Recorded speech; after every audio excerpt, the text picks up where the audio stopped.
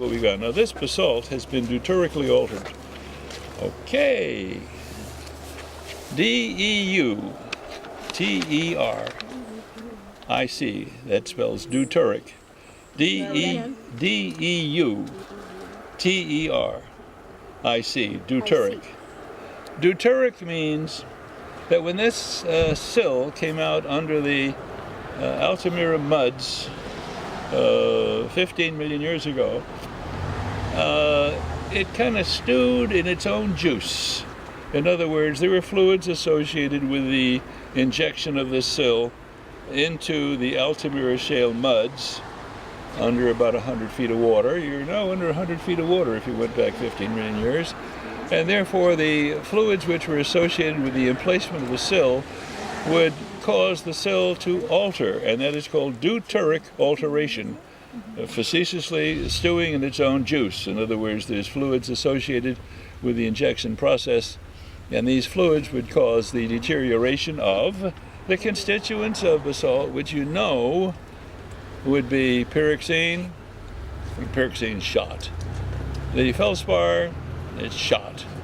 Maybe there's some olivine, there may be some magnetite, and they're all going to be deteriorated. They'll be reduced in there from the fresh state to the altered state. So this basalt isn't the nice fresh basalt that you see in your hand samples in the laboratory. Your laboratory samples are nice fresh black basalt with the intact pyroxene, with the intact calcium plagioclase, and with the intact olivine if it's present. So that's it. So let me take a look at this sample over here and see what I have in terms of something useful. And I think we're pretty safe. I think. First, we'll see if there's a magnetic fraction. Is there a magnetic fraction? And so we take out my Jim Dandy magnet. This is a magnet designed for professors that can no longer bend down. So we'll just see if we have a magnetic fraction. And magnetic fraction we have to look at with a magnifying glass. Okay, I'm well equipped. So, is there a magnetic fraction? And well, there's some fragments that look like they could be what is called locked particles. Locked particle is there's a tiny piece of magnetite inside of a pre-existing grain. It still causes that grain to adhere. So there's a minor amount of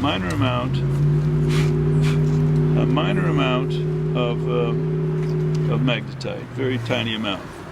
What else? Does this rock effervesce? Does it effervesce? Yeah, magnetite. So let me get a sample of it to see if it will effervesce.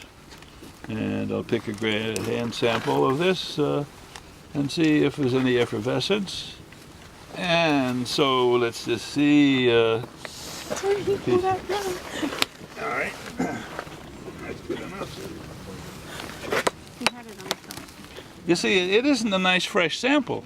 It's a very poor sample.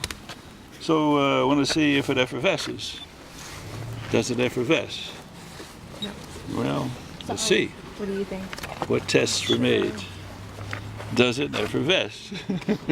Oh my gosh. So we want to see if there's effervescence. You're going to do this all the time if you're going to be a geologist.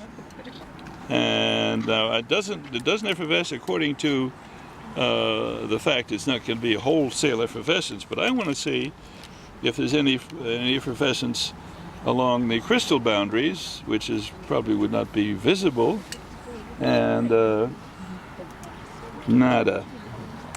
There's no effervescence at all. Is it benzidine positive? Benzidine positive? Is it benzidine positive? Didn't I talk about benzidine? Didn't I write the word benzidine? I wrote the word benzidine on the whiteboard. No. Yes, I did. No. Benzidine is a stain. It's an organic stain, spelled benzidine. Benzidine. Benzidine dihydrochloride Can you hold it this way? is a stain. This benzidine will cause montmorillonite to turn blue. It's the most practical stain. It's carcinogenic. You get cancer if you gargle with this for 5 years or use it as a shampoo. It is not dangerous on a drop-by-drop basis. So this is benzidine, and we want to check to see if it's benzidine positive.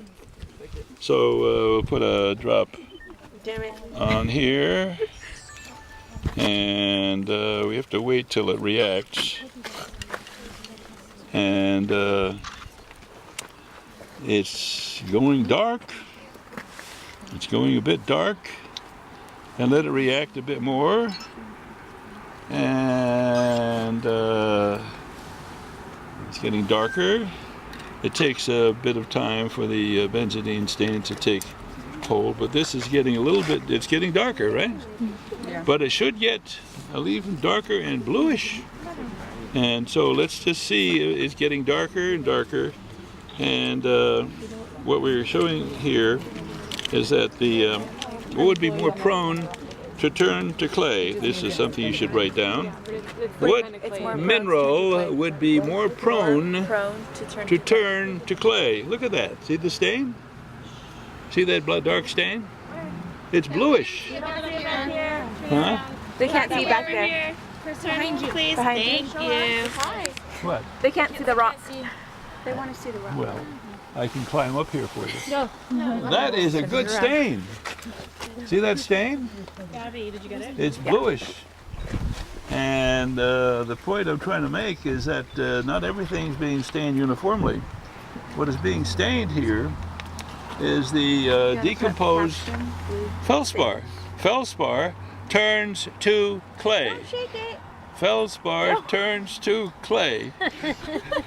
There we go. Feldspar turns to clay. There we go. And so I have a very, very nice blue stain. This is a very poor magnetic fraction. There's no calcareous reaction, but there is a reaction to benzidine. Hold it if you like. That's a. But what is the mineral that is giving rise to the stain? Altered feldspar. Feldspar turns to clay. That is axiomatic. Feldspar turns to clay. This happens to be a calcium plagioclase because that's what's in a basalt. You should write that down. Basalt contains not just any old feldspar, it's a calcium plagioclase. And the calcium plagioclase has been deuterically altered to turn partly into clay. That clay is benzidine because, pardon me, that clay is montmorillonite because benzidine is specific to montmorillonite. And montmorillonite is bad, it's an expanding lattice, but it wouldn't affect this. There's no bedding planes for this to slide on. There's no bedding planes. So I think this is a very good example of what geologists do in their spare time. There's a bit more moisture over here. It's a bit darker. There might be a seep. Sometimes you have a seep which renders the rock a bit darker. All right, we've done our thing here, and nothing would be more important than to hold on to the fact that this all